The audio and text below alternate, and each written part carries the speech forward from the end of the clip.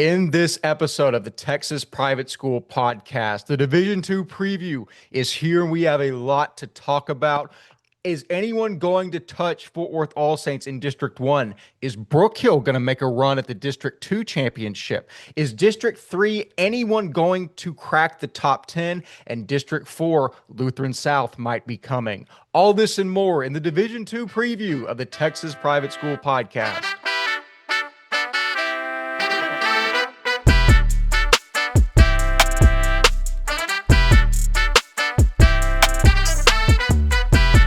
Hello and welcome back to another divisional preview episode of the Texas Private School Podcast. As always, I am one third of your hosting crew, Wes Tolleson, joining you from beautiful and traffic-filled Dallas, Texas. Walker Lott and Ryan Schroeder call in from College Station and Oklahoma City, Oklahoma, respectively. Gentlemen, I've got, I don't know if it's butterflies in my stomach or anxiety in my chest, but the football season is right around the corner, and I've got the fever. It's not for more cowbell.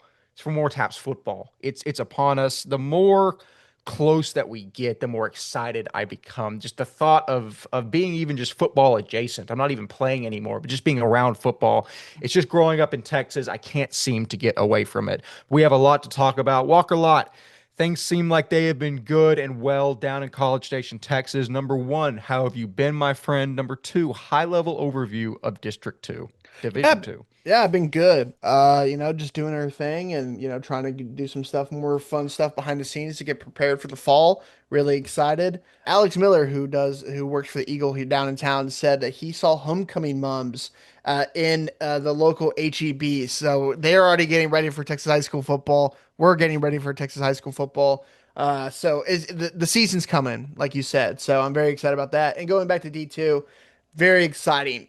This division is always the one that's the most fun, the most chaotic at times, and I'm really excited to see this grow. Some teams, teams are going to rise this year that I'm very excited about. So we'll see if it actually pays off. I'm taking a very public stance here and starting a beef with Greg Tepper regarding the homecoming mums.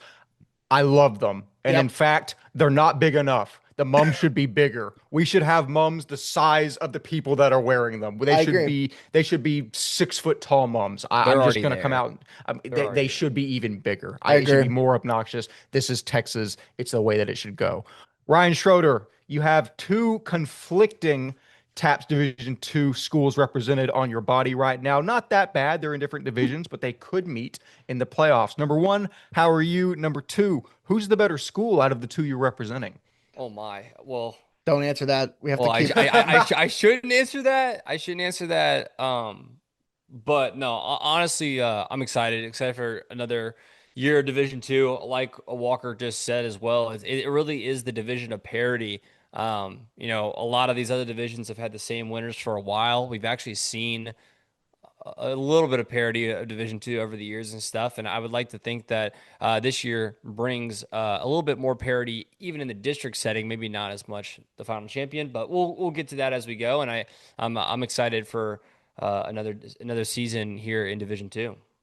There we go. Parity was the word of the year last year. We're gonna have to come up with another term this year. It could be a synonym to parity, but we've got to bring some new life into the I'll ask program. And that I'll ask that ChatGPT guy what he says. there we go. He's been a very good therapist for me over the past few weeks. Just kidding. Don't use AI as a therapist. That's not psychological advice. That being said, and also I'm repping Midland Christian. Walker's repping Austin Regents. We're very D2 this episode, and also shout out to any schools that have ever given us merch. We are Yes, your walking billboards. I will exactly. shamelessly wear anything that you give me. So please, whatever school I'm coming to, we'll be announcing it the week of this week. If you give me some sort of merch package, I'm not saying I'll cover you more, but I'm saying I'll cover you more. That being said, gentlemen, Division Two is probably year in and year out my favorite division to cover. All Saints has started to establish themselves as the favorite, the perennial favorite in the division, especially with Liberty leaving. But I still think that there are a lot more teams that can compete not only for a title spot, but for spots 2 through 5, 2 through 7. We're going to get into all that and more. We're going to start by talking about the big daddy of them all, District 1. This is the division that houses Grapevine Faith, Midland Christian, Fort Worth All Saints, Fort Worth Christian, and Southwest Christian. In terms of last season, how the district shaped out, All Saints, to no surprise, went 5-0, ran the table, and got first, ultimately en route to an undefeated state championship. Midland Christian went 4-1 and gained second place. Fort Worth Christian, although a lot of hype coming into the season, fell to both All Saints and Midland, going 3-2 and finishing third. Southwest Christian out of Fort Worth, Walker's alma mater, went 2-3 and got fourth.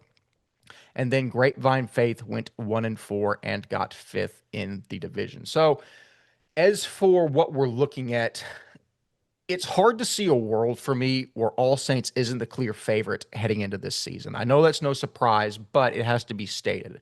They have a massive amount to replace, though, in Gavin Parkhurst, Dalton Knapp, Kwame Osai, Hudson Dalton, Ian Bothwell, Clemente Williams, Jacob A. Nord. The list goes on and on. However, Gavin Beard looks like the absolute truth in returning Hudson Resor, Gabe Starling, Gatlin Gerhard, Kingston Byer, Burke Toller. You get the idea. I'll be interested mostly in seeing how the new cats at the offensive line perform, but if that's the most nitpicky thing that I can find for Fort Worth All Saints, it's pretty easy to say that I expect them to be in Waco come December. That said, Midland and Fort Worth Christian have plenty of talent, and Fort Worth Christian has the best overall player in the district and maybe the state in Tucker Ashford.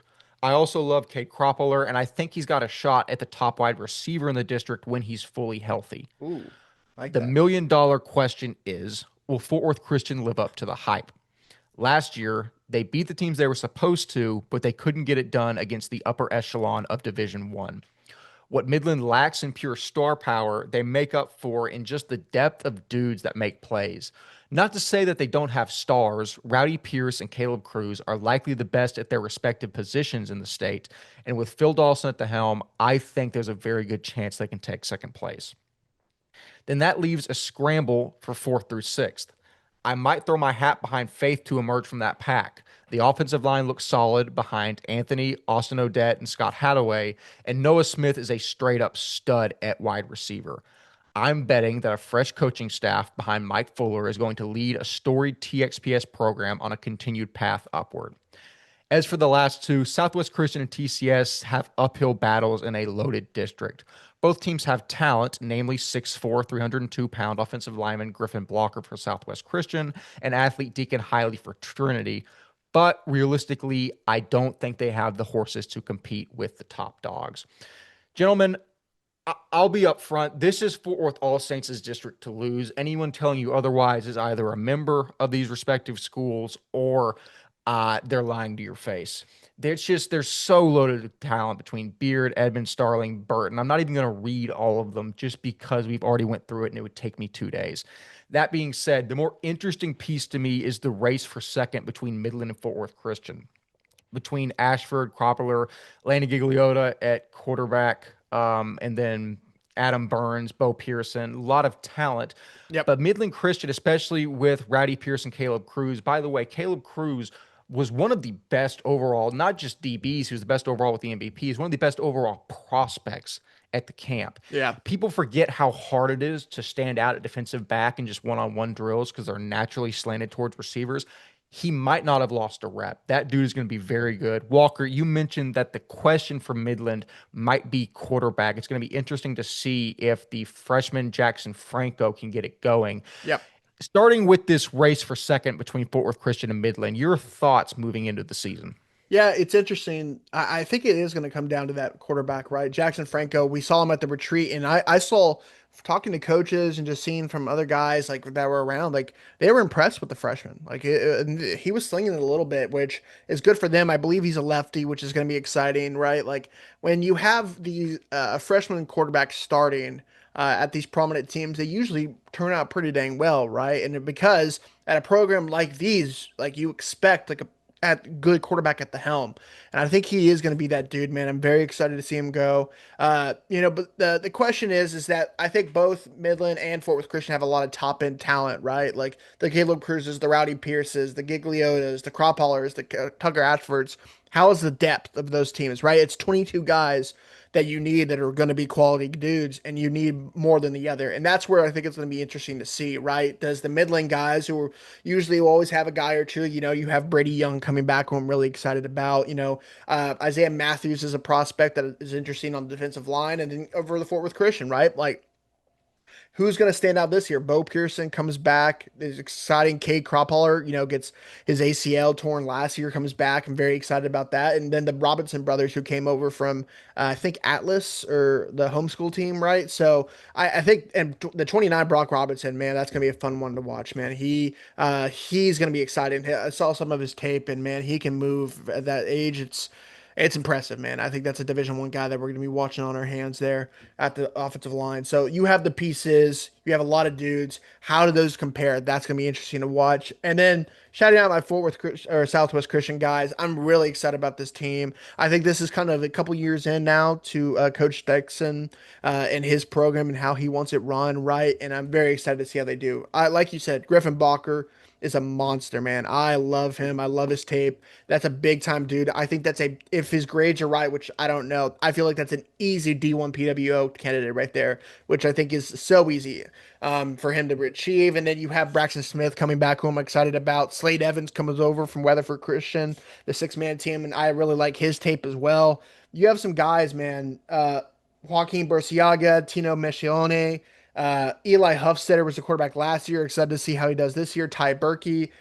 They have some good pieces. I just wanted to shout out my team, man. Very excited for them. Love Coach Harrison over there. Love the guys over there, and I'm excited to see them grow, especially with Coach Flowers leaving the Oak Ridge, and the old coach leaving, and then you have your DC leaving with them. I'm excited to see them kind of step up to the plate and kind of. I want them to get that fourth place spot again this year. I don't know if they can get the top 3 spots, but I would love to see them beat Grapevine Faith this year and get that fourth spot in that district.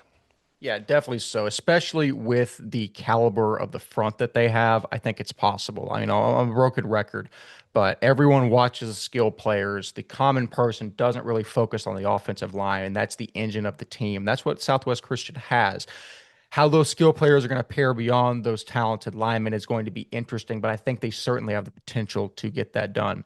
Ryan Schroeder, we haven't heard your thoughts on District 1 yet. The floor is yours, any direction you want to take it, but it's going to be very interesting to see how all this clears when the dust settles.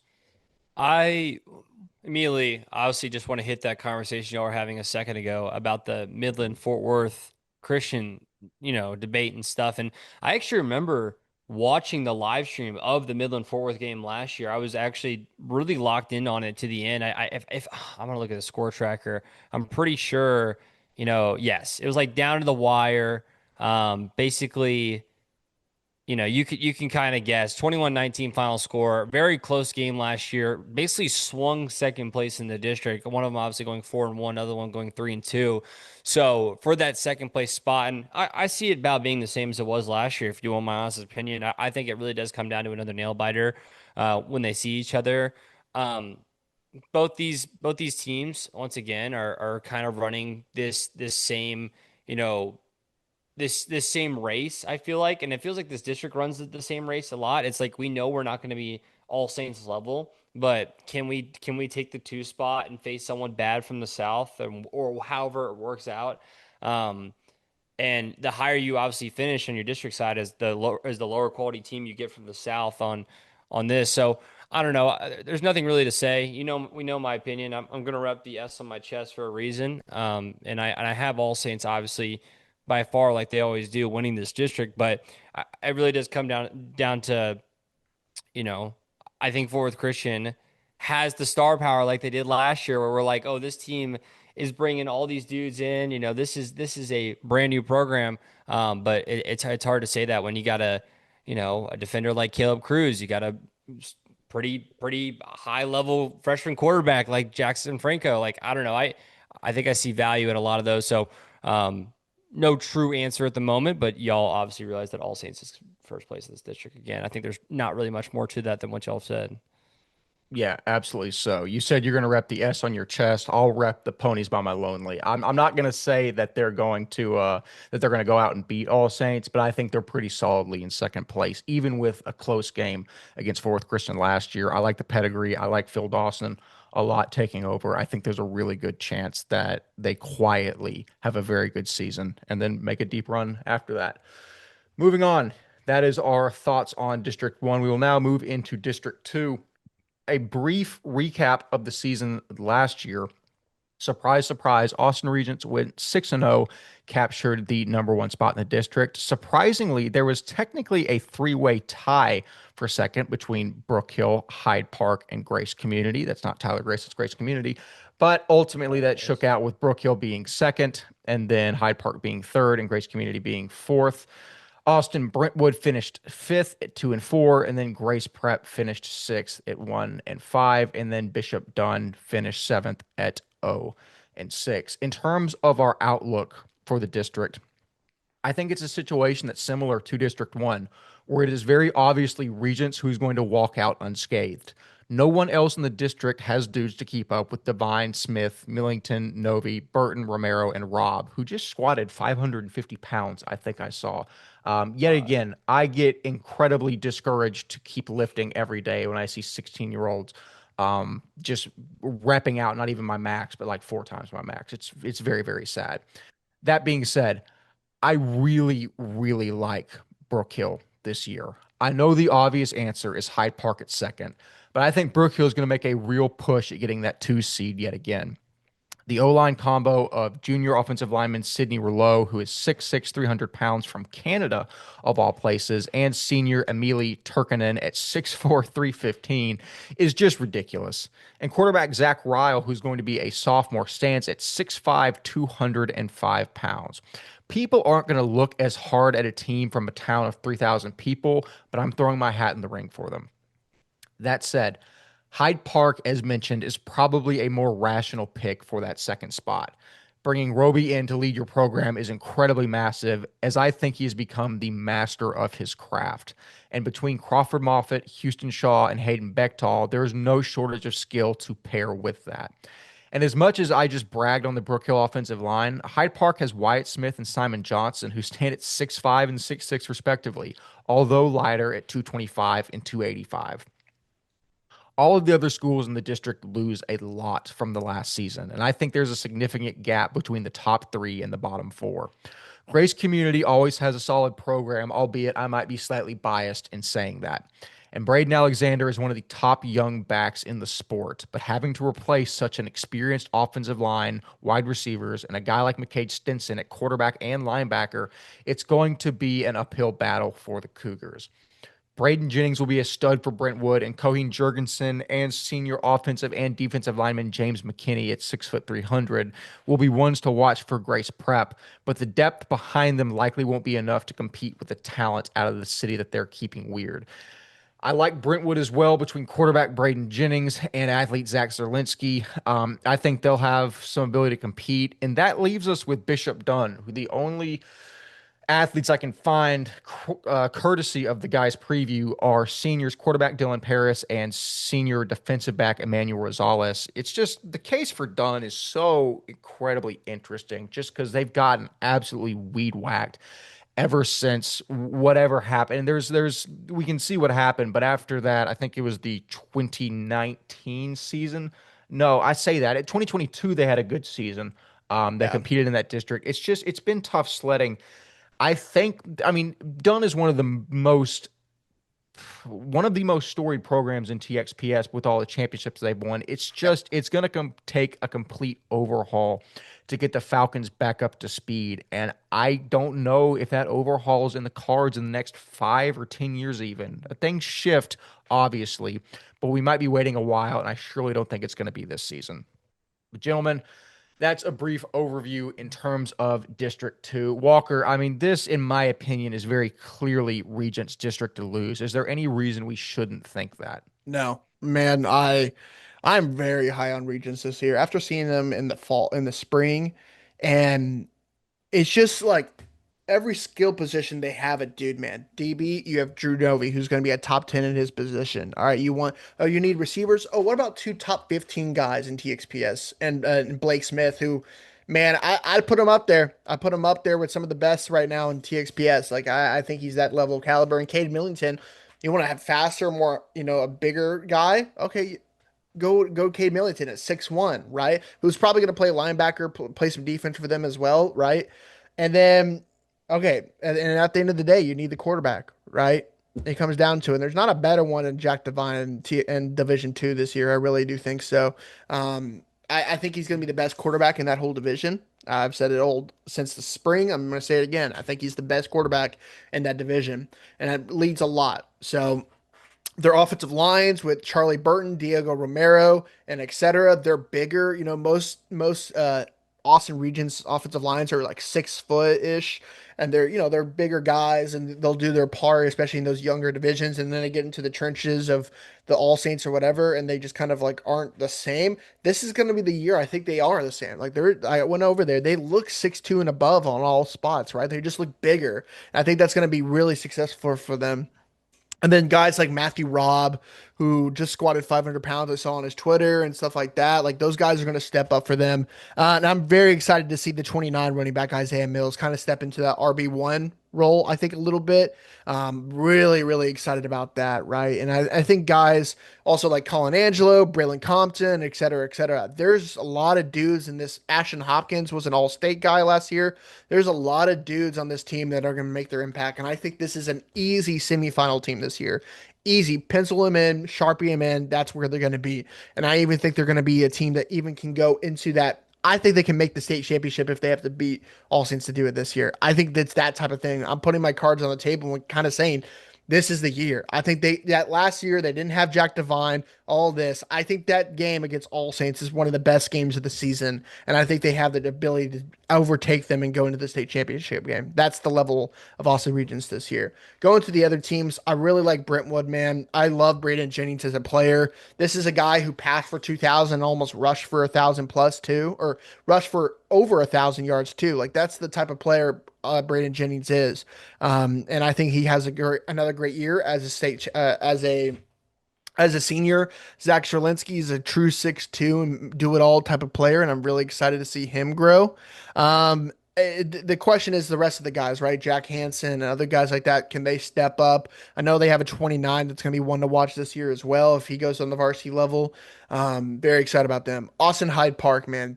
Roby has some dudes, right? This is a team that's led by Houston Shaw, right? The guy who was all district MVP last year as a sophomore, and he has 2 more years to get better. I mean, I think of the world of this kid. I think he's going to be a big time prospect, man. I would be shocked if schools don't take a look at him down the line. I think then you have him, you have White Smith, who I probably will play some tight end this year. He's built more as a tight end, big body, and I think he can be a collegiate prospect in that aspect. But Crawford Moffitt's going to be the real deal, folks. I'm really excited about him. 6'1", can sling the pill, and then he can really move with his legs, which I think is an underrated aspect of his game, right? And then Simeon Johnson is the guy who's the big prospect of the team, has the D1 potential, the big body, 6'6", 290, has all the intangibles you want, has the quick feet. He just got to put it together, and I'm excited to see him do this year after his season got cut short last year. I had Hayden Bechtol's there again. I'm very excited to see him grow. Very excited to see some guys, young guys, step up after some guys left and graduated last year. Going to other teams, I'll let you talked about Brook Hill a lot. That Sidney Relu kid is a true top 5 player in 2027. He is a true big time prospect. Like the way Brook Hill always gets a guy, and they've done it over the years. Wes can attest to this every year. You know, you had the Tobias Braun in years past. What is his name? Cullen Griffin back in the day. Griffin. Like you have those dudes that come in through Brook Hill for a year and they just dominate. That's another one. He is going to be unbelievable. When we upgrade the retreat and we have the O line, D line, this kid is going to dominate next year. I'm very excited to see what he can do for Brook Hill. And talking about the other teams a little bit more, Brentwood, Hyde Park, Grace Prep. I am so excited about Cohen Jurgensen, man. He is the real deal. True 6'4", 190, probably around 200. But yeah, this kid can sling it. I'm very excited to see him, not at the homeschool level, but at the D3 level. Really, really excited to see him grow this year. And then finally, Bishop Dunn. Like you said, it's an interesting spot, right? Where Kerry Hyder comes in this year, and I'm excited to see what he can do there. But this is also a team that you saw what Nolan had to face these past couple years, right? With the diocese of that area striking down on them. Honestly, I think Bishop Dunn got it harder. And they're also in an area of Dallas that, for like Nolan Catholic is a premier big time school and Division 1 has always been that team. We'll always have guys there. It's Bishop Dunn's almost like the flagship program of TAPPS in the history. right. That's Nolan Catholic. They're one of the Prude homes, right? We're a premier program of TAPS, right? Bishop Dunn's just always been a good team. You know what I mean? Like they are one of the flagships, yes, because of the state championships they won in the 2010s and I think 2000s a little bit as well. But they recently, like after that 2019 season, they fell off a cliff, man, with like support, and you can just tell.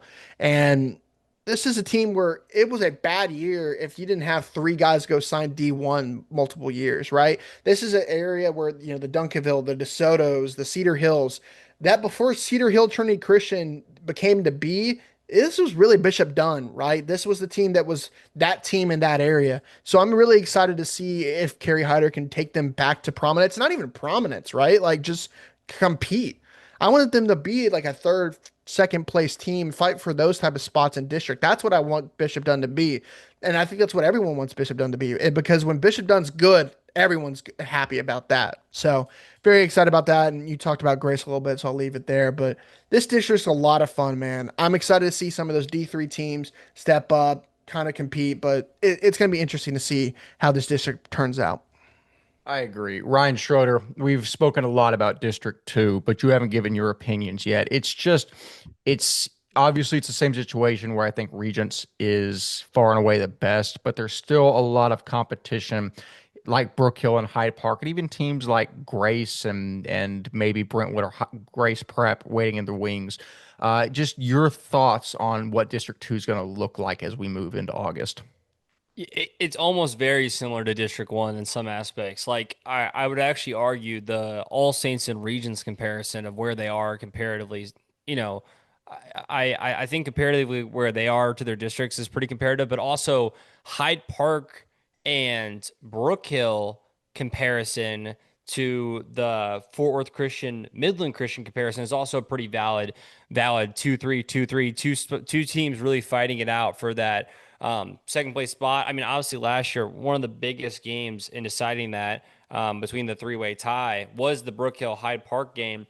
That Brook Hill Hyde Park game was another game that I think I was watching where it was a 2 point conversion down to the wire where they just couldn't stuff it in. I think it was Crawford Moffitt. It was just one of those types of plays where you score a touchdown, you can kick an extra point and you can tie it, or you just go for two, and that's what they went for in the instance. But like it tells you how even these teams are. It's the same situation I just told you with Midland Christian and Fort Worth Christian. Like these teams are even.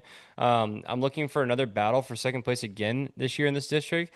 But like I said, a battle for second place, not a battle for first. Austin Regents is by far and away best team in this district, like we've said. I am so high on Jack Devine and Blake Smith and Cade Millington. I have thought this setup that they've had ever since the Quinn Murphy era ended at Regents has just continued to succeed. Jack Devine came in almost as like this like savior for or what Regents could have been. Regents could have gone to the crashing to the bottom, right? But Jack Devine comes in and basically sits right in his place at Regents. And yeah, obviously guys like Blake Smith helped that, but also this offensive line that y'all mentioned of Burton and Romero and Rob, but like or Burton and Romero, but like I'm telling you right now, this is Regents district obviously to take over just like All Saints is to take over District 1. But that doesn't mean that this district doesn't have more firepower on the lower end than I think District 1 has. Like I would argue that teams like Grace, teams like, Brentwood, teams like Grace Prep, teams like, I don't know. There's all these teams that are on the bottom of this district are, in my opinion, a good chunk better than the teams that are on the bottom of the district in District 1. And I think that just proves for a more competitive district and improves for a more competitive division. Like we keep mentioning, Division 2 is obviously just an overall better, can't say the word parity anymore, but overall a more paradised division. No, even farther off. That's a word. I'm gonna make that a word. Why not? Paradised. Paradise, y'all got it. But of District 2. So yeah, I don't know. A lot of comparisons, but also some differences toward the bottom. And I think it's a little bit more competitive in District 2. I Yeah. agree. I feel like the more that we cover these schools and these districts, everything almost looks the same. Like I don't know if I'm just going crazy or if I'm getting Alzheimer's, but like it's just like it's like you can see so many similarities, like whether it's one top dog, whether it's like in district or in division two, or maybe there's three.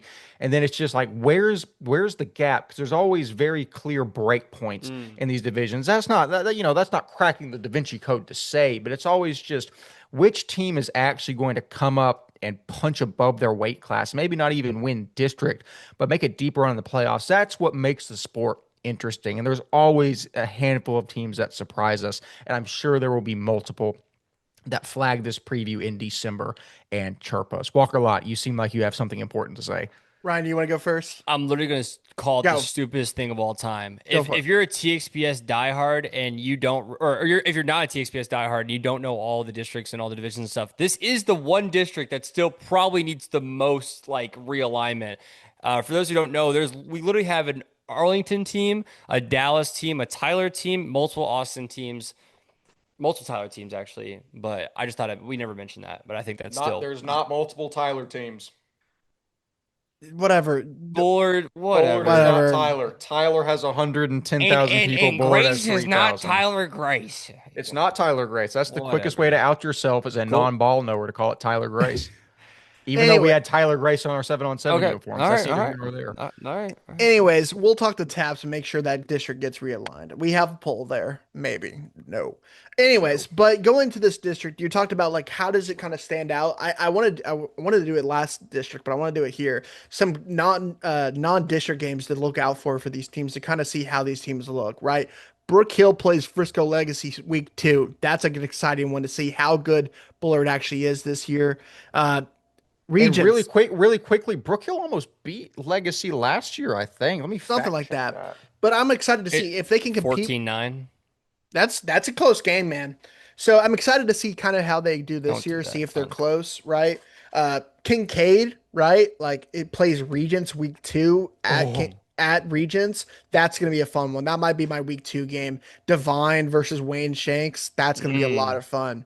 So that might be the game I'm at in week 2, but that's gonna be a game of seeing how good is Regents this year, right? Can they live up to the hype that we're giving them against a team like Kincaid that's gonna be a strong defense and one of the best offensive players in the state? Right. Some other good games to watch out for. Grace Community plays First Baptist week 2. That's always a fun one.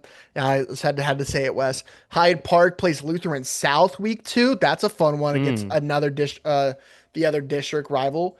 But they won't because Hyde Park and Lutheran South won't play in playoffs. But it's kind of to show. All right, and that also shows us how good are those districts, right? Is the second team in that district better than the second, the third team in the other district in the South? That's going to be one to watch.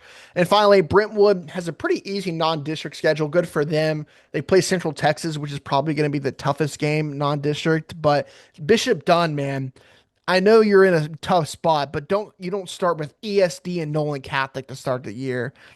Those are two bigger teams that they shouldn't be playing right there, and then follow it up with two buys. Man, but two buys back to back just show that they were having struggles scheduling teams, man. And that's a team that needs to drop to Division 3, kind of get back in there, like we talked about last episode. But Yeah. like that's pushing Bishop Dunn, who was a Division 1 team not even 5 years ago, down, or like 6, 7 years ago. I actually didn't mean to do that, but it is That's true. not no enough. No more. But No more. I think it's legitimately 6, 7 years ago. That not even like going crazy, right? Because 2019 they won the state Division 1 state title, right? So it's No, legit. 2018. They were Well, poo-poo in 19. Got you. I'll Okay, so tell. yeah, I'll say, hey, if Bishop Dunn needs someone to play, there's a new Prosper school that I guess is playing lots of TXPS opponents. The new Prosper Richland school is playing Fort Worth Christian and All Saints in the first 3 weeks. Then they're gonna see Lubbock and they'll see LSSS. But yeah, no, I was looking through these schedules. Also, something we forgot to mention, if you didn't know this already, All Saints' first 2 weeks are Parish and Prestwood, which by the yeah. way will be the biggest. If you needed preparation for a team, that you see those two teams in the first 2 weeks, you probably don't need to see another team in your district after that. The craziest thing is All Saints. There's a world where they're the favorites in both those games. Parrish, There I is a think world they're the favorites in both those games. it's gonna Truly. it's gonna be hard for me not to pick Parrish to start, but I think Prestonwood, I think they can easily be the favorite against. That offensive line is gonna make things tricky, but again, now we're getting into Yeah. outside of the scope of this episode. Not technically, because we're still All Saints is I don't D2, think we but mentioned it last. I had to mention eventually, right? exactly. Yeah, no, that trust me, that's if you needed a spoiler, that's where Ryan and I will be week one is Parrish versus All Saints. That could end up being a game of the year in some form or facet. But that being said, that is District 2. Really, really fun stuff as we move into what is colloquially known as the redheaded stepchild of Division 2, which is District 3, consisting of the history here. Brownsville St. Joseph obviously went 3-0, finished first in the district behind Claudio Torres and the efforts of Diego de la Cruz. Both of those Division One athletes have departed the school via graduation. And that's going to be really hard to replace. San Antonio Christian went 2-1 and got second, but they also lose very talented linemen Jude Walmack and Ben Moore. Victoria St. Joseph's finished third in the district, going 1-3, and then San Antonio St. Anthony's got fourth, finishing 0-3.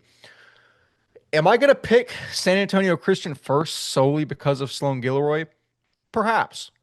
At 6'4", 210, laser arm, mobile for his size, he's up there for one of the best in his class. You pair him with senior offensive lineman Elijah Brown at 6'4", 265, and you have a formidable force. The problem lies, as mentioned, in the transfers out. Both offensive linemen Jude Womack and Ben Moore have departed from the program, but the thing about District 3 is it's not enough of a knife fight to need top-end talent to compete. In fact, there isn't a single Division One offered prospect in the district, which to tell you how good TXPS is, that's rare, which is surprising. Brownsville St. Joseph's is going to compete with quarterback Gavin Cisneros and Andre Cristiano, but losing De La Cruz and maybe the most underrated player in the history of the sport, Claudio Torres, it's irreplaceable. That being said, Coach Villarreal has a talented supporting cast behind him, and it really is neck and neck for that top spot. St. Anthony's and Victoria St. Joseph's do have some dudes, notably quarterback Derek Romero for the Jackets and senior athlete Curry Elkins for the Flyers, but neither, in my humble opinion, are taking a crack at the top two. So, gentlemen, this is a race between St. Joseph's and San Antonio Christian, in my opinion, for the top two spots. Like I said, Victoria St. Joseph's and St. Anthony's have some guys. In reality, they're not going to compete for the title. Although both San Antonio Christian and St. Joseph's has. I don't want to tip my cap as to my rankings, but Walker, it's going to be kind of hard right now to talk me out of picking San Antonio Christian first, especially with junior Sloan Gilroy at 6'4", 210 taking the reins. That kid's good. He can play with offensive lineman Elijah Brown, running back Ethan Young, and running back Riggs Barth behind him. Again, as mentioned, it's not a whole lot of guys I mentioned, but in District 3, you don't necessarily need five Division 1 prospects to really go out and try and win a district title. Your thoughts on the division as a whole? No, yeah, I think you're absolutely right. There's not much to say here. I think Brownsville would have been the clear-cut favorite any other year, but their just big impact guy is gone, right? And like their other Division One guy is also gone, right? So that's just hard to do. But I love Cisneros. He's the continuing the line of great quarterbacks down there in Brownsville. Um, I have a friend that's in the grad program that actually talked to uh, Coach Villarreal down there. He said he knew us and all that, which we've never actually spoken to him, so it's cool that he knows us. So shout out to Coach. But yeah, I think this team is always the historic team that's always competitive, right? I just think this year they lose a little bit too much, but that always means that they're gonna somehow overachieve and dominate this year. So we don't know, but. I agree with you about San Antonio Christian. The new coach over there has really, really dived deep and made this program special. I remember talking to Coach Harrison down at Holy Cross at TAPPS, and he was like, "Man, they get after it at San Antonio Christian. Man, I'm always impressed when I come by there recently." And I think that shows the testament of what they're trying to really build at San Antonio Christian. So I'm excited to see them grow. Sloan Gilroy is a great player, so I'm excited to see them. And then St. Anthony, right? St. Anthony had a really rough year last year, but I really like Derek Romero Jr. I think he's a great player. I just don't know what's around him that's going to help them compete in this district because if any district you can be worse than the top 10 and compete, it's this one. You just got to put everything together. And then finally, Victoria St. Joseph is always the interesting one. We don't know much about him. Losing Dedrick Callis is a huge loss, right? But I'm excited to see how they do this year. Victoria St. Joseph is always an interesting point, and they always usually compete pretty well. But I'm intrigued to see how they finally wrap it up. But some games to kind of see how this things happen. Some games to watch going into this year. Brownsville St. Joseph plays a lot of teams in South Texas that don't know much about. That game at Austin Regents is always an interesting one, right? Where in the past couple of years it's somewhat competitive at the first half, and then Regis pulls away. Is this the type of thing where Regis is this good and it's 40 at half, right? Or is it Yes. closer than we think? I think so too, but I wanted to give them more excitement, Wes. But I think that's the biggest game on Brownsville's schedule. I think Brownsville Veterans Memorial is always a pretty solid team down there, so that's an interesting one. St. Anthony's.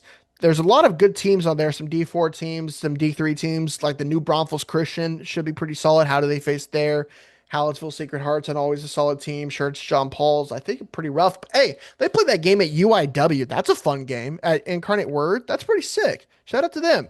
And then San Antonio Christian. Here's some good games to watch. Holy Cross. That's always a fun one. How can they compete there? They lost against Holy Cross last year. Can they flip it around this year?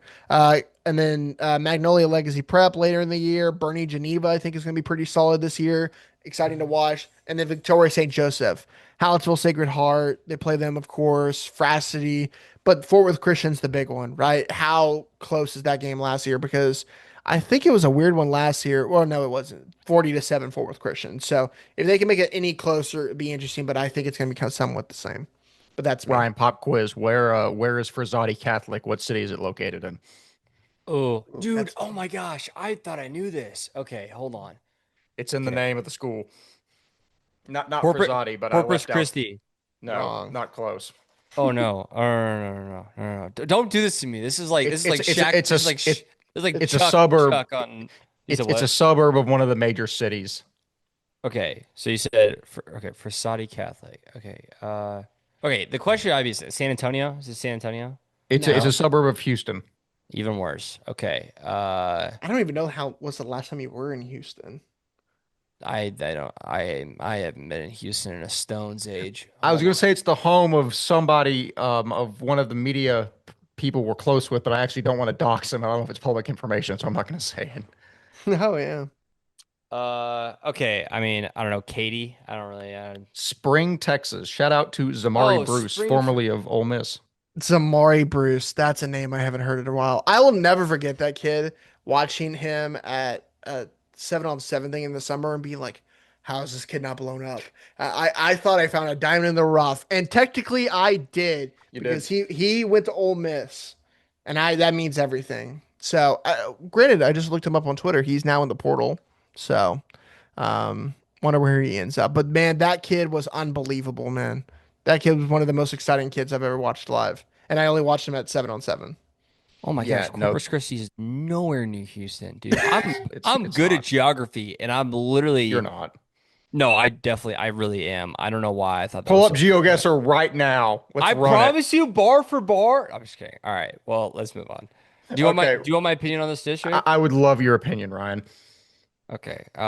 Basically, what I'll actually no, my actual 2 cents is that San Antonio Christian, losing Wombat is like was definitely a big piece for them. Obviously, like you just mentioned, two D1 athletes leaving Brownsville St. Joseph is not going to be the same team that they were uh last year. I don't know. I definitely. I mean, we'll get to it eventually, but like I definitely lean a different direction than the normal curve of District 3, and I think we all kind of do. And I think that's all there really is to it. Some of these teams are definitely toward the bottom of the barrel in Division 2, but that's just because this district is such a weird setup and stuff with, the amount of kids they have and how it's set up for, other sports and stuff. So I don't know. I've always thought that this district isn't fair, as well as the fact there's only 4 teams from this district. But overall, we've gotten the gist of it. And yeah, the overall gist is that the top 2 teams in this district, I feel like flop around. I don't think I've ever seen the bottom 2 teams really flop around in this district, if I'm mistaken,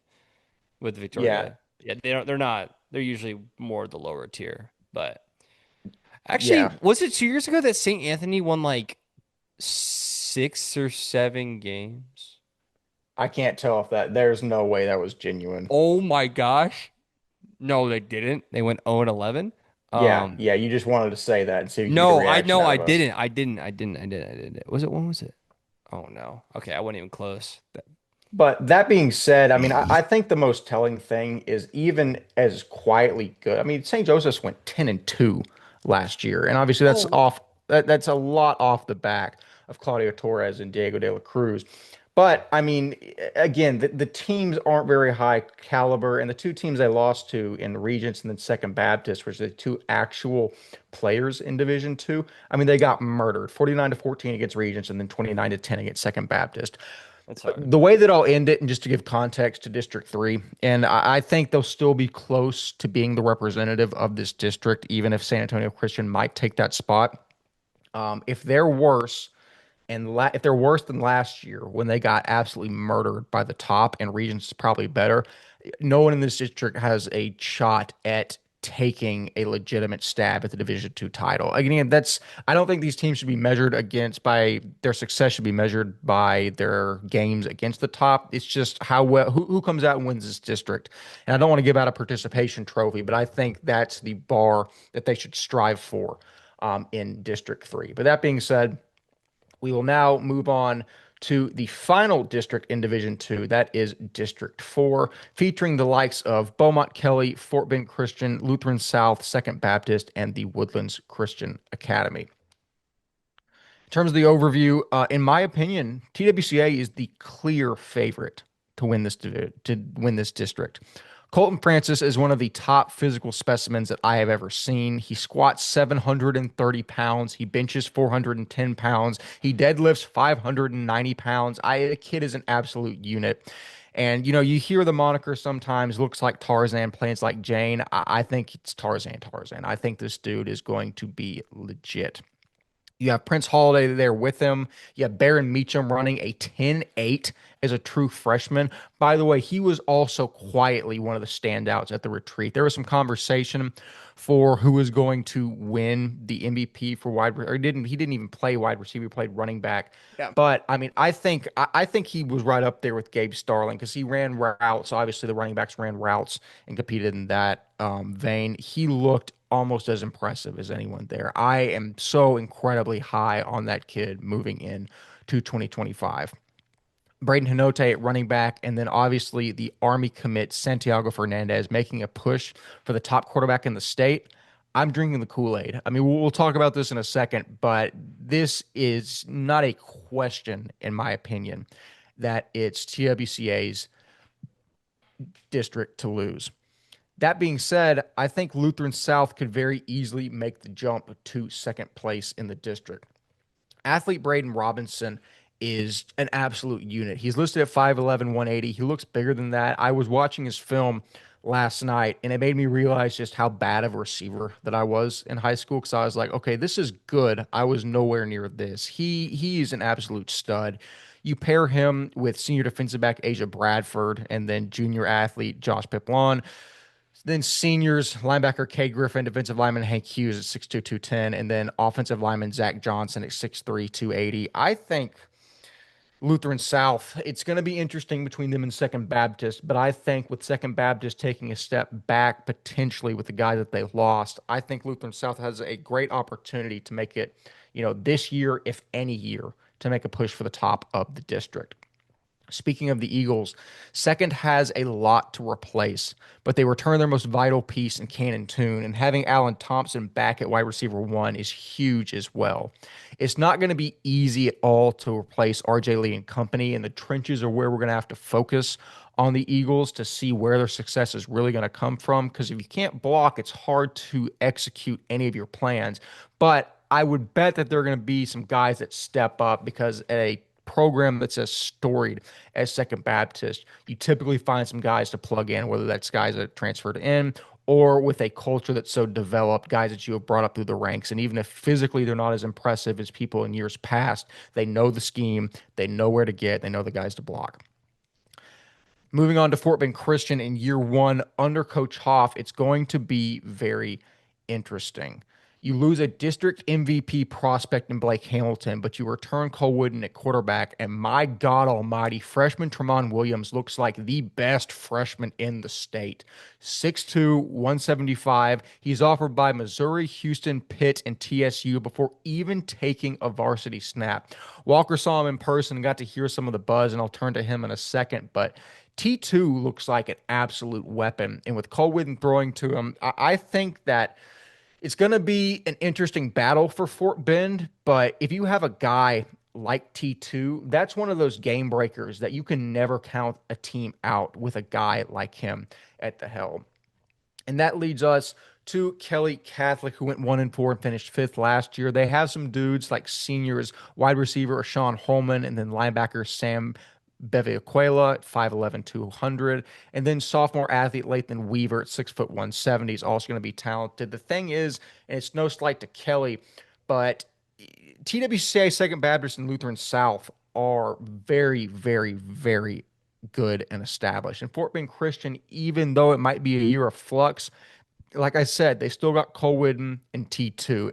I don't think, and you've heard me say this like 4 times on the program already, it's just I don't think they have the guys to compete. I mean, maybe they got some people in and can surprise some people, but to be honest with you, if you told me right now to pick a team that Kelly's going to beat in division or in District 4, I would say there's nobody. I really do think that the top three are really established. In all reality, it's probably a race between TWCA and then Second Baptist for first place. So, Walker, Yeah. I spent about 5 minutes gassing up TWCA. I'm picking them, and we'll get into our rankings. I'm picking them to win this district. Are you following suit? Oh, without a doubt. And I've told everyone through the spring and through the summer, I'm like, they have to be the favorites, right? You talked about Prince Holiday, Colton Francis, those guys are gonna be awesome. Blake Hollis is a guy who was underrated last year, the 27 defensive lineman, is gonna be a big time dude there too at the other end. And then they just added recently from Cornerstone Christian 26 defensive lineman Joshua Cox, who's 6'2", 240. They have guys who are 6'3", 6'2", all across that defensive line and are all speed, strength, athleticism. I don't know. I put it just into storylines. We could talk about it in a little bit. I don't know who has the better defensive line between them and Fort Worth All Saints. And it might be the team from the Woodlands. Truly, like it is unbelievable that defensive line. I don't think there's a offensive line in that rest of that district that can prepare for that, and that's a lot of fun. If you want to stop Prince Holiday, put 2 guys on him and slide that way, you still got 3 other guys on the rest of that side, and your 5'11" offensive lineman is not going to be able to handle it, right? We've talked about Santiago Fernandez at length, right? The big Army commit who's 6'3", 205, one of the best athletes we've covered at the quarterback position, is going to be a true MVP caliber this year. I think he is in the running for MVP this year. I think it's a clear cut, like that type of player this year. He's versatile. He's able to do a lot of things and outside the pocket. And he has so many weapons around him with Meacham kind of taking that next step. With Hanote probably going to be that running back slash safety who was an all-state caliber. TWC is the clear-cut favorite this year, and there's no bars about it. The question is behind him. Is it the LSA? Is it the Second Baptist? Can Cannon Toon bring his team back to the state championship somehow? Can he will this team where in multiple games last year, right? And Ryan can attest to this because he watched them a lot. There were some times that Cannon Toon just made things happen, and he threw about to Alan Thomas. He did stuff like that. Can he do it again and make stuff happen where they did it? And like they did last year, where they lost the Fort Bend in season, and then in the playoffs they beat them. Then, like, can it be something along those lines that something like that happens? Because I like Langston Davis, I like Alan Thomas. Griffin Lewis is an experienced guy. They have the Jones brothers coming back that I'm excited to see how they do. But LSA is going to be the interesting thing, right? LSA, I think the guy put it on his thing that he put out today, his preview that like if the transfer portal was kind of one team the most, it was probably LSA. You know, they have a new quarterback in Reed Jeffries. Zach Johnson comes in, who's a big time offensive lineman from I think one of the Clear schools. And then you have Asia Bradford's younger brother, who's a big time player too, maybe just as good as him. They have a lot of pieces, and I think they could be fighting for that second place spot. But overall, you talked about Tremont T2 Williams, like that kid, I haven't seen him live, sadly, but man, that kid's gonna be electric to watch this year.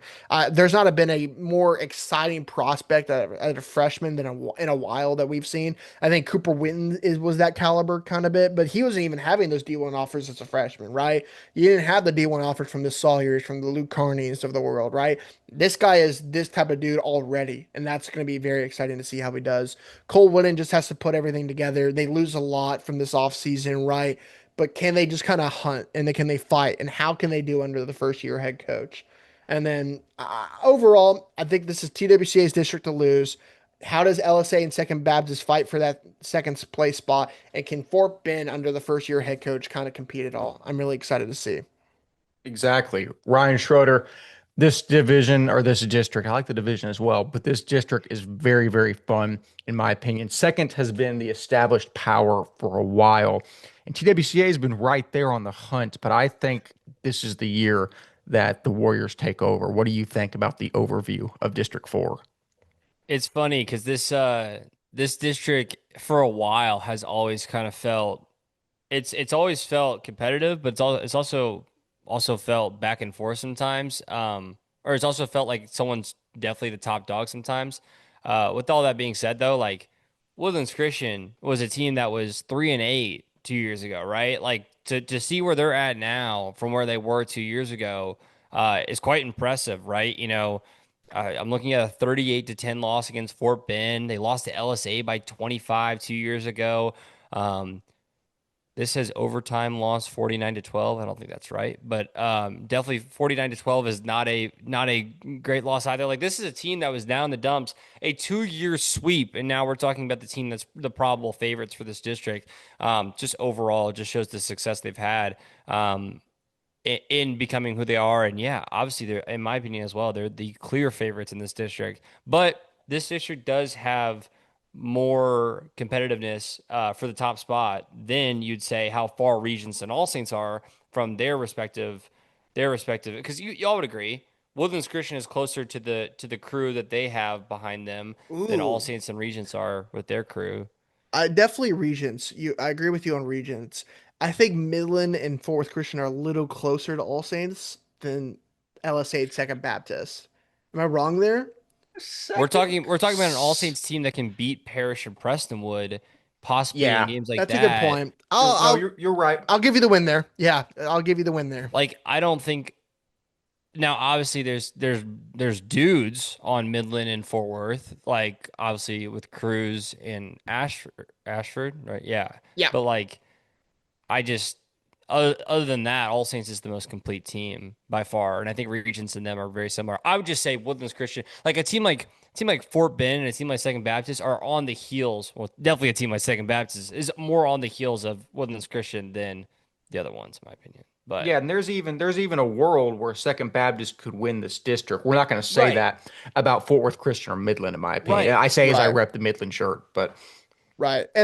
And I agree with you there. I it's going to be harder this year than years past, right? You don't have a Bryce Butler, you don't have a Cash Harris, you don't have RJ Lee, TJ Walker on the other side. There's a lot of dudes there, man, that they just graduate. So, it's going to be hard for Second Baptist, Second Baptist is, but like you said, they're one of the blue bloods, right? They're always one of those good teams that somehow are just always good. And I think this is another year to do it.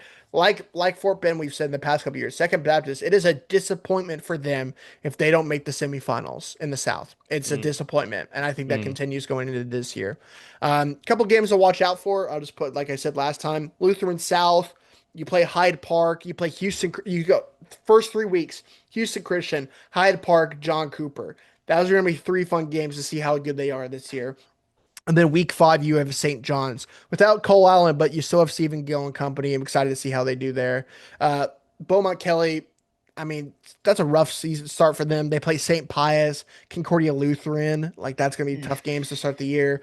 Fort Bend Christian, here's a couple games that are interesting. They started off with Salvia, who they should win no matter what. I mean, they still should win that game, even with a down predicted year. Cornerstone week 2, that's going to be interesting. Week 3 is Concordia Lutheran. That's going to be interesting to watch. Then you play Tomball Homeschool with that's going to be an interesting game. You lost that game last year. Do you lose it again? And I think mm. Definitely could be possible. Who's the linebacker who won at the retreat? I was gonna ask you. Gosh. We have it on here. Houston Bynum. Bynum. Man, that kid. Whew, that's a Division One prospect on that homeschool team. That he is legit. So that'll be interesting to see how he does in that game. Second Baptist, you start out with Houston Legacy of Sports Sciences against the five-star quarterback. That's going to be interesting. Fort Worth Christian, ESD, They St. John's Kincaid. They They're play the not. same schedule every year. This is the same five teams they start their schedule after. Yeah. I'm going to look at this. But it's Uh, good. This is no, how you I start your love it. schedule. This is Yeah. the most those are even teams that Yeah. they went to Illinois last year. But other than that, yeah, same four teams that they did last year. This Ooh. is competitive scheduling. Yeah. Competitive scheduling, preparing you for district. I don't. We already went over this, but I don't like the teams that like to either go too high out of their zone or you're going too low and you're not scheduling anyone that's even comp at that point. But I don't know. I Yeah. feel like Second Baptist does a great job. No, I think that's too. I think they replaced the whatever Illinois school with Kip West at the end tone of their schedule. But I mean, how many like I respect Second Baptist for doing that, but how many games are they going to be the favorites in and of that 5 game slate? St. List John's, the I yeah. guess. List the Forest teams Christian. again. Frisco, or sorry, Houston Legacy of Sports Sciences. I think they're not the favorites there. Fort Worth No. Christian, they're not the favorites. I don't think. ESD, maybe. I don't know how good ESD is going to be this year. St. John's, I think they will be. Kincaid, I don't think so. And so that's their 5 game straight. They might start the season out 2-3. I'm That's a way different Second Baptist than normal. You know what I mean? That's kind of crazy. Are you calling a loss to Fort Worth Christian? Yeah, I think so. I know because okay, they did the thing last year where they I'm not dominated booking for. that. I I'm was not at booking that at all. I was at this We, game s- last year. There was a we big time rainstorm, and I think they travel up to Fort Worth Christian this year. They Bus won routine. by 32 last Yes, year. but They okay, won but by that was not. 32. We Yes. said this last year. This is Fourth Christian looks. I think they return more playmaking oh my They ability God. do. This is than the Second same Baptist story we does. had last year where we Yes. gave Fort Okay. Christian too much credit. I no Fair we point. I agree, but we killed we did not. What's the word? Like we roasted Fort Worth Christian after this loss last year because they came down there. There was like a monsoon, not really, 32?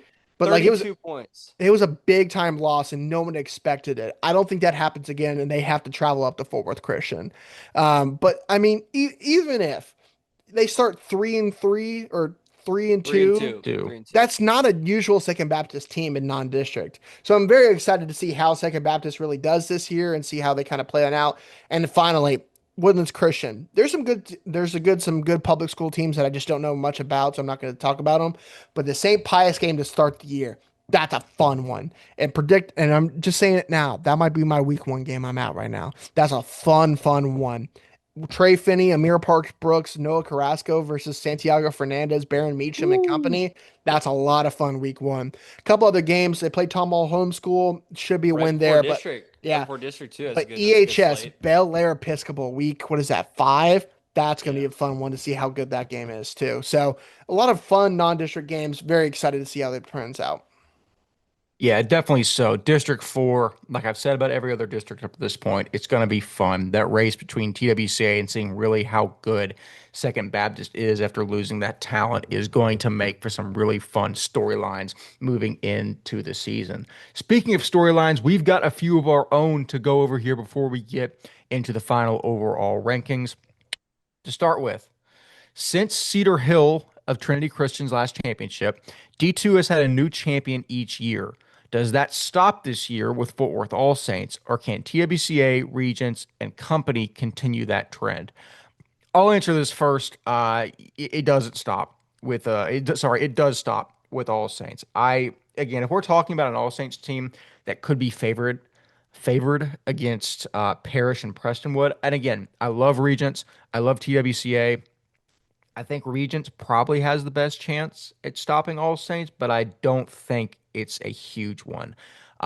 Again, if we're talking about the favorite to win D2, it's certainly All Saints. If you're asking me All Saints or the field, it's kind of like asking that question back in 2015 in the March Madness, is it Kentucky or the field?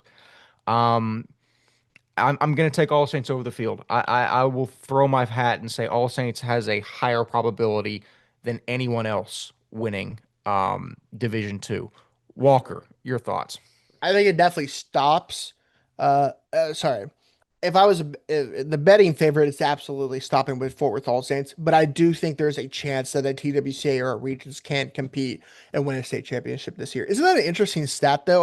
I was thinking about it while we Yeah. were talking that, we talk about parity, but since what, 2018, 2019, we've always had a different state champion, which I is funny to watch. I think that's what I said off the top. I said this is the division of parity. This Yeah. is truly like the number one. This is the one that switches. The rest don't, for the most part. But yeah, But I if I had to bet on it and I had to say something right now, I think it continues with Fort Worth All Saints, but I do think it's closer than yes last year for sure. Absolutely. Ryan Schroeder, do you think All Saints takes the state title and continues or stops the trend, or does anyone else being TWCA, Regents, etc., change that? yeah, I mean, my answer is 1000% going to be it stops with All Saints. This is a team that's made the state championship the last four years, um, and just happened to run into uh, Coach Witten's, Liberty team that should not have been in D2, and they ran into um, a Coach Black Fort Bend team that was like a kind of a Team of Destiny. yeah, a team of I mean, but they still made it the last four times. You could argue that they would be on a four-peat right now without those two specific storylines. They run through their district year in and year out. They went 14-0 last year. This team is literally insane. Basically they went out and beat Parrish last year. They went out and beat Prestonwood last year. Like, what's to tell you that they won't just run through D2 again? Like, this team is nuts. I get it. They turn over players and you don't know who's going to be on the field the next year, but it doesn't matter. You saw what they did the year before that, and nothing's really going to change that much more from 14-0 to, what I believe this year is, which is probably looking to be around the exact same thing. So yeah, you can definitely almost more confidently than Weston Walker put me in for All Saints winning this year. I actually don't think it's close to be. Nah, I don't want to say. It's not close, I guess. I'll say it for you. I don't think it's close. And to Okay. continue the same theme Yeah. pretty quickly, another storyline, does Midland Christian or Fort Worth Christian come close to find as within 7 points of All Saints this year? They don't. I don't know if they come within 14 points. I just think the gap between All Saints and the rest in Division Two, especially District One, is too wide. And granted, these are good teams in Midland Christian and Fort Worth Christian with Brady Young, with Caleb Cruz, Ratty Pierce, Ratty Pierce, and then with Fort Worth Christian, Tucker Ashford, Cade Cropholler, Layton Gigliotto. Those are big names in the sport. It's just All Saints has Beard, has Gabe Vasquez Sterling, has why am I blanking on the defensive lineman that's back? Kingston Buyer. Kingston Buyer. I mean, it's just the amount of talent, the amount of returning production, even with losing that offensive line, it's too much, I think. I don't think they come within 7 points. Yeah, I agree. I think it may be 21, but I don't think it's under 7 for sure. We'll triple the point budget. But Yeah. yeah, Yeah. I'll put it.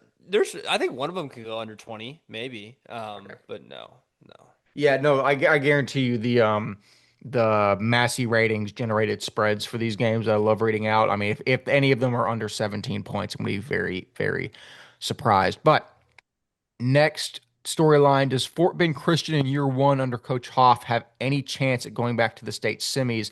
Fort Bend Christian does always seem to exceed expectations in these spots. Although this year, I mean, to do that, they're going to have to be in there amongst teams like All Saints, teams like Regents, teams like TWCA, Second Baptist. If you're telling me they're going to have to eclipse one of those teams, I'm going to say no. I love T2. I like Cole Whidden a lot. It's just from this point in time with all the question marks, I cannot say yes. Walker Lott. Um, Let me look. I'm gonna look at the playoff bracket. Yeah, Okay. I I Okay. I need to as well because that's Uh, probably where I'm at with this answer. I'm sending it to. Wait there. Is I'll this the send it. updated one? Yeah, I'm sending it to you right now. Um, okay. So if if Fort Bend got first place last year, that's just so funny. If Fort Bend gets the fourth place spot, okay, they would play Brownsville St. Joseph, or they would play in our rankings San Antonio Christian round one. I think they beat San Antonio Christian. I think it'd be a close game, but I think they do. Do they beat Second Baptist at LSA game two? I don't think so. So I think that goes for no. I don't think they get back to the semis this year. They beat St. Anthony 79-7 to open the playoffs last year. That's wild. But Ryan Schroeder, both Walker and I say no. Your thoughts? I want to apologize for not realizing that I get these all confused. The North does not play the South in this division. I get that Yeah. confused every time. I think I said something earlier that was in that vein, but the North doesn't play the South. I mean, that's the whole thing is for Regents, right? They got screwed over in this new district that they have to play All Saints in that semifinal round, right? Because both of them are going to be 1-1. They'll meet in the semis. That's gonna be it would be a much more fun game to play Regents. Regents would play TWCA in the semifinals in the South next year and have them meet in the semifinals, and whoever gets that plays All Saints in the championship because that I feel that would be a much more fun game in the semifinals. But I also, like I always said, this whole thing. I think that semifinal game against All Saints is even more fun and close than last year. So I don't know. I think those three on either side of the bracket, it would be either fun in that semifinal game. My My answer to this question, ironically, is going to be yes. I think there is definitely a chance. I think from what we have to realize is that if they're a better team than Second Baptist, then they will sneak into that spot with how Regents is set up on the other side. I'm I'm honestly don't think they're that far from Second Baptist if we think TWCA is where they're at. Um, yeah, that's my answer. I think they're close. I'm obviously very high on Second Baptist, but I see the value in Fort Bend, and I definitely think there is a possibility for sure if that's the question. Yeah, I guess the question is, do they have any chance of going back to the semi? So I do like that answer. It gives us some variety on the program, so I will accept that. Next storyline, can Lutheran South overtake Second Baptist in District 4? I really, really wanted to say yes.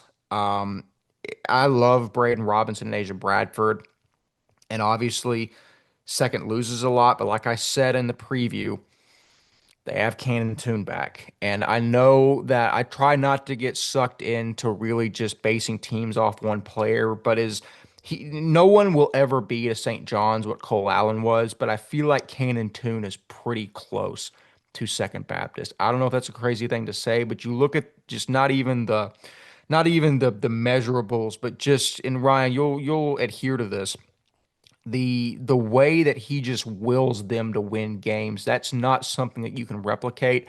And even with as much as they lose, retaining that is almost more important than anything they've lost. All that Yeah. being said, I think Second Baptist maintains their distance from Lutheran South, even if they can't get over the hump of TWCA. So is the question, can they or will they? Let's say will they, because can is too ambiguous. Will LSA overtake? Let's make it fun. The rankings won't say it, but I'll say yes. I think LSA will overtake Second Baptist in this game. And this, Weren't we on the opposite side of this debate before we started recording? I think we were. I think we were. But let's have some fun. I'm gonna go bold there, and we talked about it kind of being bold there. We didn't really know what side. I didn't know. I've completely 180'd on this side. Walker, So this is why you've never won a pick record championship it's because you true. don't think rationally. I don't think rationally. Um, Gosh, man, I was so close last year. Oh well. But yeah, I'll take LSA to do it this year. Let's go crazy. What, Ryan Ryan? Schroeder. Yeah, honestly, I think the problem ends up becoming the can versus will thing again because I think I'm different than y'all with the way I see LSA and Fort Bend and SBS. I obviously think SBS is pretty good, but I think those teams are so comparable, and I think the problem becomes like I don't really think I know who I like out of them three in total the most. So if you the question was can, I would definitely be on Walker's side. However, I don't think that anyone on LSA is the caliber of duo of like Cannon Tune and Alan Thomas. So my answer is going to be no, But also, I do live in this era where I know the rankings are below, where I'm probably a little bit higher.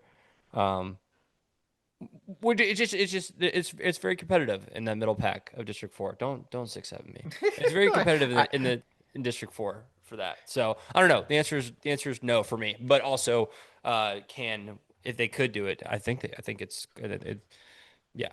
I'm gonna hedge my okay. bet. Rapid fire. Do the power dynamics in District 3 change with Claudio and De La Cruz leaving? Yes, I'm taking San Antonio Christian. Yep. Again, don't want to tip my cat. I guess I just gave away the rankings, but yeah, San Antonio Christian, I think, is going to win that district. Yes. Continue. Ryan. Yes. I agree. I'm Cool. nodding Ryan yes. says yes. We move on. Who has the best defensive line in district or in Division Two, TWCA or Fort Worth All Saints? Oh man. I love Kingston Buyer, but I mean, you think Prince Holiday, you think Colton Francis, you think Blake Hollis, you think Joshua Cox from Cornerstone. The answer is TWCA, I think, and I don't know if there's a lot of room for debate here, Walker. I think there's room to debate. I think Kingston Buyer is like a big time, right? I think they're moving Ryan Powers from Mm. safety to the defensive end. They have that big 88 coming back too. They have pieces that are going to be interesting to watch. But yeah, I think I'm going to go TWCA. I think across the board, you have too much athleticism, size, and strength on all four spots to really like it has to be them, I think, this year. But I don't know if All Saints is going to be happy about that. Yeah, and again, I guess the thing that matters isn't who has the best defensive line, who has the best chance of winning the title. That answer is still Yeah. All Saints, but I Yeah. really like the defensive front for TWCA. Ryan. I don't think it's really that close, which sucks because like that's my answer the past 3 years would have said All Saints, but yeah, no, it's definitely Woodlands Christian for sure. But like you just said, Wes, D line doesn't include the rest of the team, so that's Defense wins championships, but maybe not the defensive line. I don't know. I'll have to work. I'm going to have like 50 angry position coaches in my DM. Trench Warfare, we love you. I do not mean what I just said. yes. So but yeah, Skill player says trenches don't matter once again on the headline.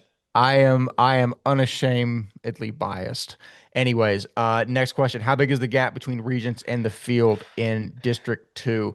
The gap is large. We literally said that off the rip. Hyde Park is probably the closest competitor to them. Between Crawford Moffett and Houston Shaw, they're going to have a chance, but they're competing against Jack Devine, who also just squatted 500 pounds, by the way. Quarterback should be allowed to do that. Drew Novy, Cade Millington, Blake Smith, Matthew Robb, the list goes on and on and on. It's the answer to the question is the gap is wide, Is Walker. yeah, going back to you. Can any team get within 3 touchdowns of Regents and District? That's the No, question. no. If going back to last year, Brook Hill, I think, was the closest at 42-21, with that it being 21 points exactly. And then Hyde Park was 35-13, which was 3 touchdowns there. Um, That's so a th good line. Okay, twenty so that's point. the line. Yeah, So three 20. touchdowns, 21 Yeah. points. No, no, I, I I don't. And I think I don't know. I think it's right there. I think one of those two will get almost 21 on the nose.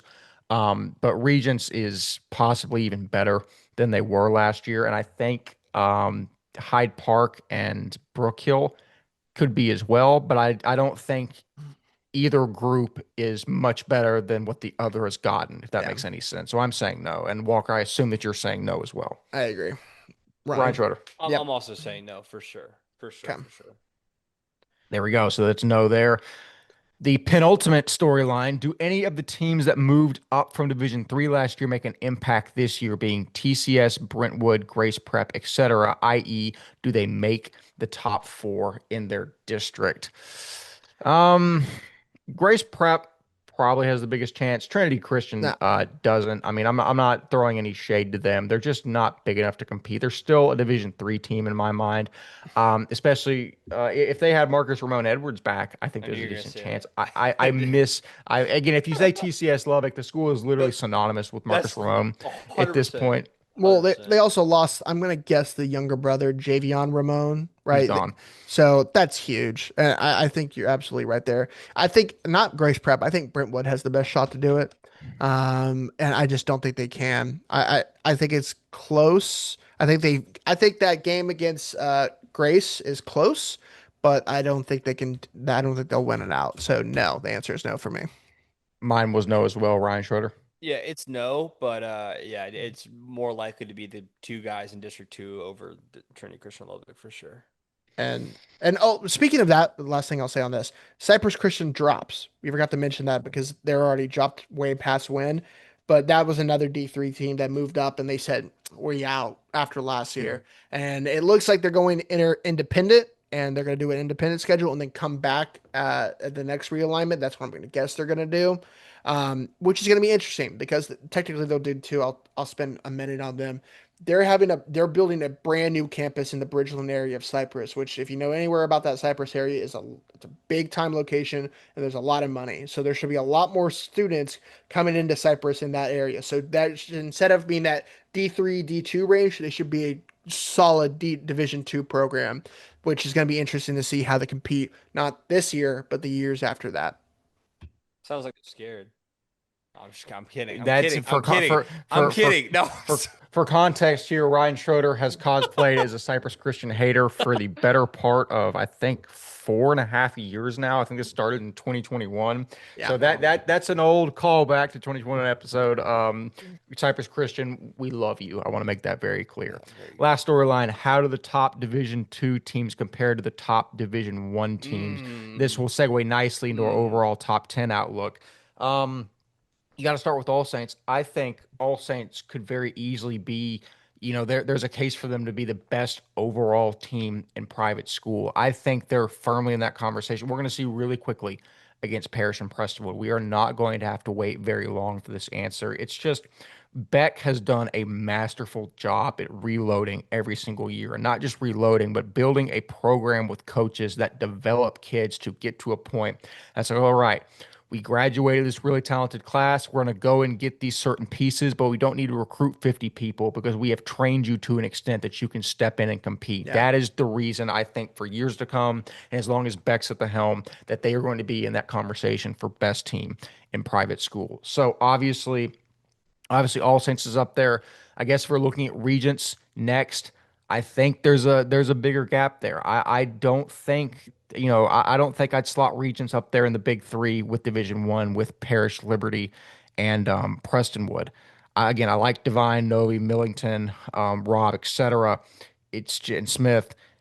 You can correct me if I'm wrong, but I'm not putting them up there quite yet. I mean, I think they're, let me, I think, if we say it goes the top three, and then after that, we're probably putting St. Thomas. I think, I think Regents could beat St. Thomas. Regis definitely can beat St. Thomas. Yeah. Can they beat Liberty Yeah. this year? No. We don't, there's so much we don't know about Liberty. I think they could That's the beat thing. Liberty. I think they could. Wait, yeah. Low key. Okay, is I just got You're thought for a wearing a second. Regents hat. You're biased in this equation. it's yeah, No, it's sunk into no. my brain. It's making me, I think they're on the cusp of a top five program in taps this year. Am I crazy to say that, Regents? No, So it, because they're if the five. top, yeah, let me think. We got Parrish, Prestonwood. We It's got somewhere between Parrish, All Saints, Prestonwood, Liberty. They're five. Uh, They're then five. yeah, Regents and St. Thomas fight for that next spot. Not a fight. Not a fight. It's not a yeah. I Okay. fight. mean, I think we can slide Okay. Regents. And I think then they're top five. then Yeah. TWCA, how far south are they? Are they Mm, do they beat Lynch? Do they beat uh whatever? Do they beat yeah, I think they do. Again, okay. I'm a huge fan of Lynch, but I think TWC, and that's we'll see. But that defensive front, Lynch's offensive line is great, but I don't know if they'll see anyone. Do they? Parrish will have dudes, but like even that defensive line for TWCA might be the best in TXPS, not just Division Two. I So agree. it'll be fun. That being said, I think the top D2 teams would slot in nice. They would compete for certain in For Division sure. One.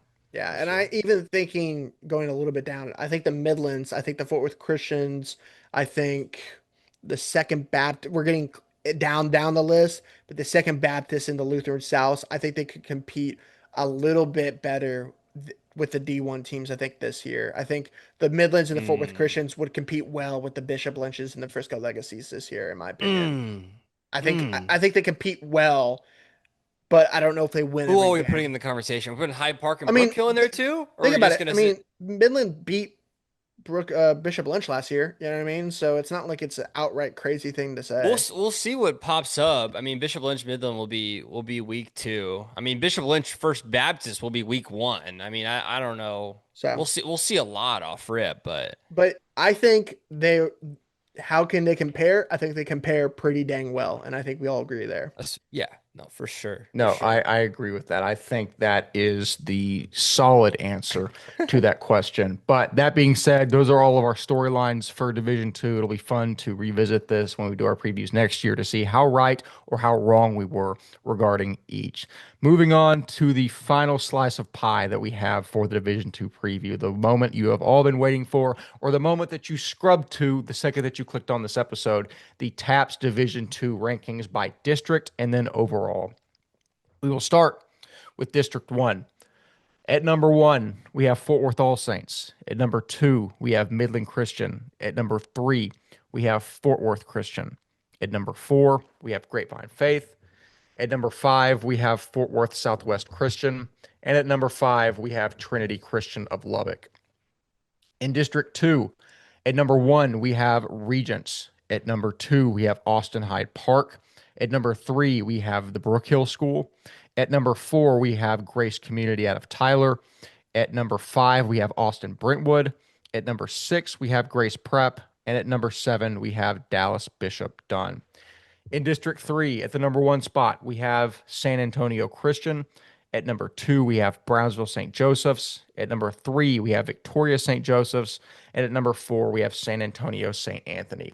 And rounding out District 4, at number 1, we have the Woodlands Christian Academy. At number 2, we have Houston Second Baptist. At number 3, we have Lutheran South Academy. At number 4, we have Fort Bend Christian Academy. And at number 5, we have Beaumont Kelly Catholic. And then the top 10 overall rankings for TAPPS Division 2. At number 1, we have Fort Worth All Saints. At number 2, we have Austin Regents. At number 3, the Woodlands Christian Academy. At number 4, Midland Christian. Number 5 shows Second Baptist out of Houston. At number 6, there's Fort Worth Christian. At number 7, Lutheran South Academy. At number 8, Austin Hyde Park. At number 9, the Brook Hill School. And at number 10, we have Grapevine Faith. So, gentlemen, I think we alluded to these rankings in some of our previews on the episode, but that is where we think things are going to shake out. In all reality, there's some points that we can argue, maybe Midland and Fort Worth Christian for 2 and 3 in Yeah. District 1, And we've and then argued them the entire episode too. that's a really good point. Second Baptist and Lutheran South in District 4. We don't need to spend a whole lot of time No. justifying this because we spent the last hour and 24 minutes doing so. That being said, Walker Lott, 30,000-foot overview of our district and divisional rankings. I think everything's pretty chalk from last year. It kind of makes sense. I think the thing is Midland Fort Worth Christian, Hyde Park Brook Hill, San Antonio Christian, Brownsville St. Joseph, and then Second Baptist LSA. Those two teams can kind of flip the dice and kind of where they're going to go. And looking at the overall rankings, right? Kind of that 4 through 7, right? Midland, Second Baptist, Fort Worth Christian, LSA. I think some of those teams can skyrocket and some of those teams can fall down. That's going to be the interesting part of how it is, right? Like even I said, Second Baptist is not the favored team in that Fort Worth Christian matchup, but you kind of have to put them there because they made the state championship last year, right? You kind of have the program entity there. You have to kind of do it, and then. Yes, we put TWCA number 1 in that district south, and they usually always make the state championship. But is Regents that much better? Is Fort Worth Christian or Fort Worth All Saints that much better? That top 3, that's gonna be a lot of fun in those semifinal games. And TWCA doesn't get to play Regents and All Saints until the state championship if they make it. But those top 3 are a lot of fun this year, and I'm excited to see how they do. Definitely so. Ryan Schroeder, closing thoughts on the rankings in district or Division two, excuse me. Overall, I mean, we literally talked about it at length, so there's nothing really else to say. There's a couple teams on my logos on my body that you can see that are probably near the top, and Walker's got one. We don't have any Woodlands Christian merch here, but would like to think that we've kind of got the top five covered here. I do have Throughout the I have year. a shirt or two somewhere in my house that I need to do. I need to grab a hat. I'm a hat person. And Yeah, to add on to the Wes's thing earlier today, earlier in this episode, I want to build a hat wall next season. All of my hats somewhere in the backdrop here. So I'm making it a rule. If I cover your school, I want a hat. And I will grow your hat and I will wear your hat pretty much a lot of episodes. So it's benefit for you. There you go.